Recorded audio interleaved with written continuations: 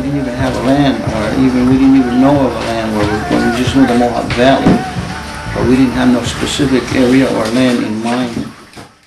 How did this start? Well, we started in 1993, this specifically here. And it was other people that wanted to come here. I used to want to come here when I was a young guy,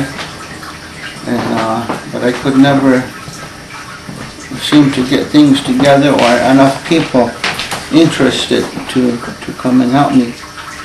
So we never did, and I wasn't really interested. But several of them were talking about it, and so I agreed to help out. So we fundraised to help them, and we had meetings at my house for 2 years prior to coming here, trying to see what do we need to do next in order to make this move here. The big interview was had by the newspaper in Schenectady as a result of the big newspaper article in the big Schenectady newspaper. An old man who was, I think he was a professor, Vincent Schaefer, and he was also a scientist. He read the interview, and this man was in his 90s. Long since retired, I guess. And so he wrote me a letter and told me that he was happy that Mohawks were going to return to the valley, because as a little kid himself, he had visions and dreams that someday the Mohawks would return. And we don't even know this man. He's a non-native, and that's what led us here, was this old man, because he was an avid hiker and he knew the land well.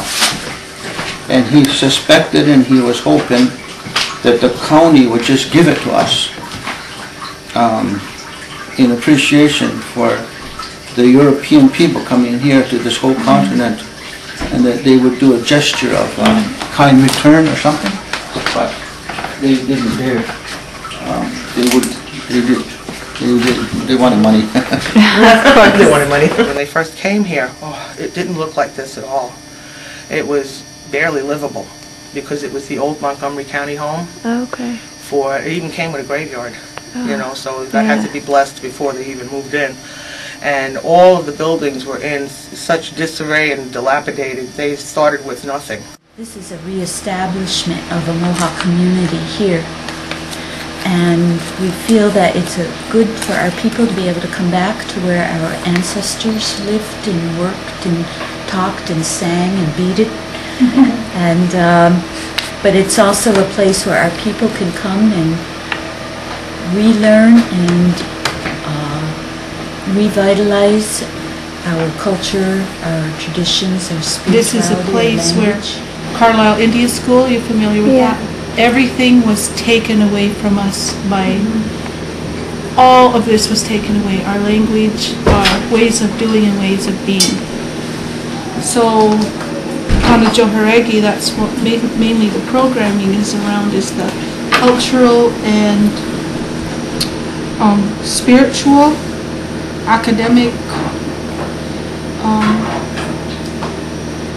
trying to revitalize all of that, reclaim it, bring it back. If you did visit a reserve, you wouldn't be able to actually get into a home and live and work and do everything that is done here like a family. Community, and everybody does their share. Nikki just finished hauling in wood for us so that we can be warm enough so we can do this. And Carolyn not only is teaching us to bead, but she's been cooking for us.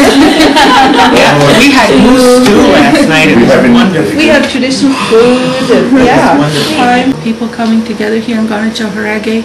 They bring a lot of information, like information you would never otherwise meet. You know, you meet people from, like you say, all over the world, but you know, from other, I guess, tribes. They call them tribes here in the States, but from other tribes, other communities that have information and just, or, you know, tidbits of information that are so helpful, and you make, it's a whole networking here. Room where the students stay during the summer is one of the rooms. Okay. And of course there's two facilities here. Yonadewas Yungats. Yonadewas is my Mohawk name, Kaolin is my English name. As Tom says, if you don't have your language, then it's just biological. You know, because Creator made us with our own language, so we recognize each other when we cross over. You know, and I believe that. You know, you got to know where you came from to know where you're going. The Mohawk language is unique to us, and it has a worldview to it.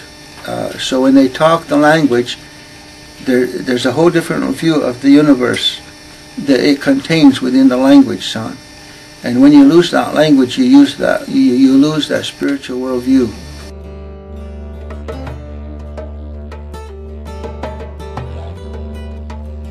He speaks in Mohawk. Does he speak Choctaw too? A little bit of Choctaw and English. And this is the Guskuts, which is parrot. He's an African gray. How old is he, John? 8 or 9. 8 or 9 years old. Maybe 10. Maybe 10, give or take. And he's a smart bird. And I know I've heard him talk, but he won't talk in front of people. He'll think when there's no one here, he'll just have a whole conversation. And he'll go, Sago, Tom Porter here.